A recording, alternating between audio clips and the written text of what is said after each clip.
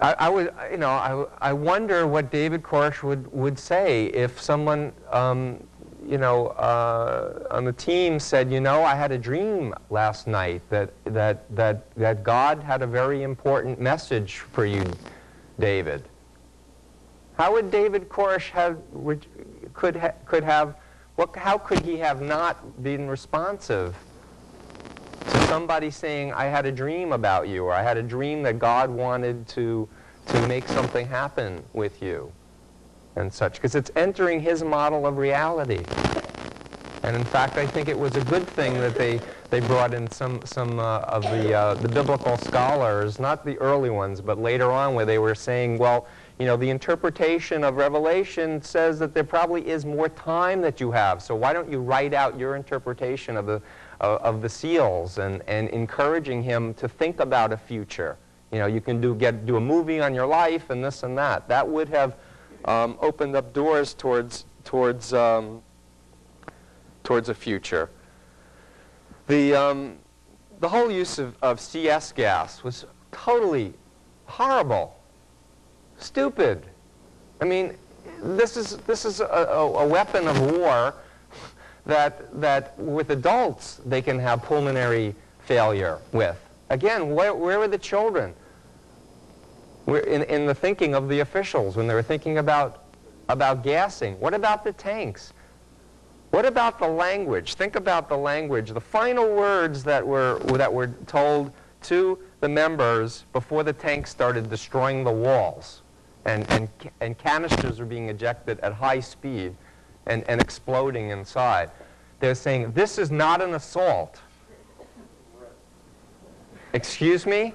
My walls are falling down. Things are exploding. It's not an assault? And just the language, if one wants to talk about language for a second, saying this is not an assault is like saying, don't think of a white horse. You know, this is not an assault. We are not attacking you now. So, of course, how are they going to respond? Well, how rational are you going to be when you are choking, when your lungs are burning, when you have chest pain, nausea, gagging, inflamed eyes, nose, throat, insane. Why weren't cult experts contacted in utero? I understand from reading Dr. Stone's report that there were behavioral scientists who had said that this is a situation where using a heavy hand and doing a forcible type of approach was not going to work. Why weren't those people listened to? There's still so many answers that I want. And I don't think that we're getting real answers. Unlike the video that I watched this afternoon that says that the whole thing was the Cult Awareness Network, which likes to kidnap and beat and torture people, which is, in my opinion, total nonsense, cult propaganda to try to put down cult watchers like myself. By the way, I do not kidnap people. I do not deprogram people. I do not beat and torture and rape people, despite what destructive cults like to say about me. And I don't think that the individuals in the government were really out to harm men, women, and children.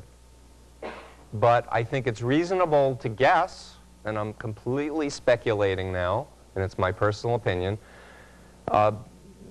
based on what I've heard, that the ATF was coming up for budget reconsideration. They wanted to get more money. They wanted a big, splashy, you know, sexy, media-savvy thing. So they did this, you know, frontal assault on these poor people.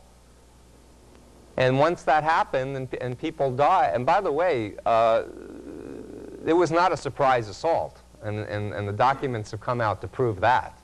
So the whole... And experts have said, you know, with an armed assault like that, in a criminal operation, if you lose the element of surprise, you should call it off. But they didn't call it off. And so people died.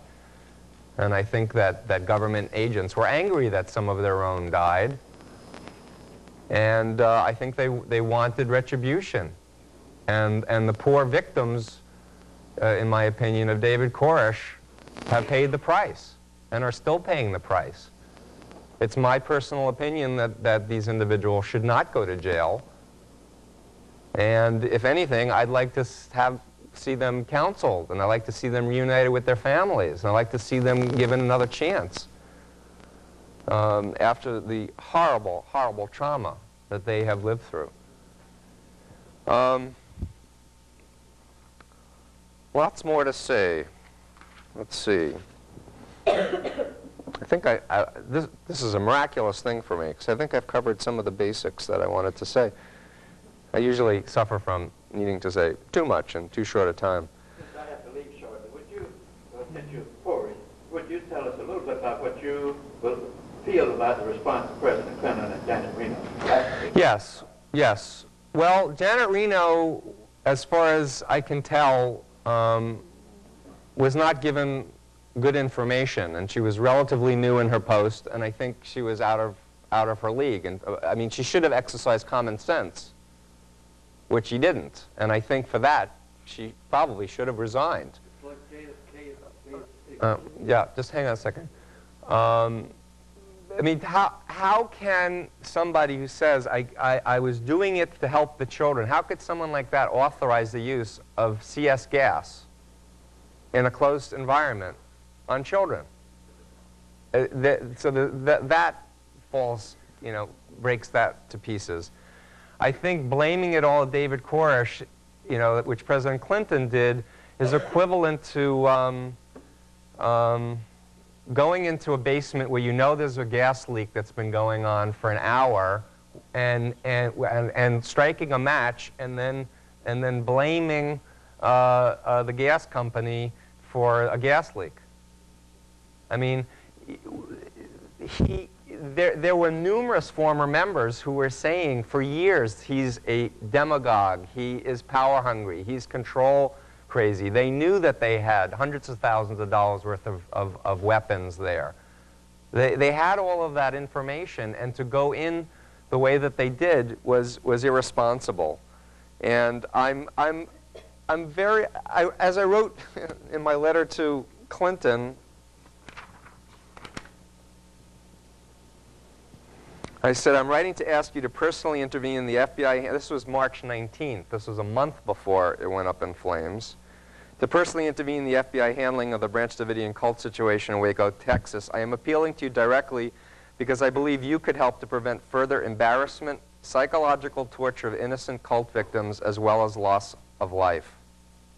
Please help the more than 100 people who are under the mind control of David Koresh. The way the government has conducted itself so far has been a national embarrassment, and the ATF and the FBI's refusal to admit that they do not know how to deal with a cult leader forces the situation to continue on unnecessarily. The nature of the initial confrontation is not being aided by cutting off electricity and shining bright lights at night in the compound. These tactics make your administration look anti-religious, which I know it is not. It also makes your administration look bad to use such coercive measures where children are concerned. So, and I think it's still whitewashed. As I said, I don't know if anyone is here from the FBI, but I'm still waiting for somebody to say, gee, Steve, you have 20 years of background in the work with people involved with destructive cults. How about sharing some ideas? And I have many more ideas than what I've shared, but these are some of the basic ones. Things like bringing in a third-party negotiator, utilizing the family, giving information, putting information into the compound about other destructive cults and what mind control is and what phobia indoctrination is. Those are just a few, common sense, basic things. Being nice to them, allowing lawyers to go in and meet with them, allowing cards and letters to go in and such, in and out. Utilizing Sue Johnson to try to influence Steve Snyder, because he could have helped to undo the entire situation as well.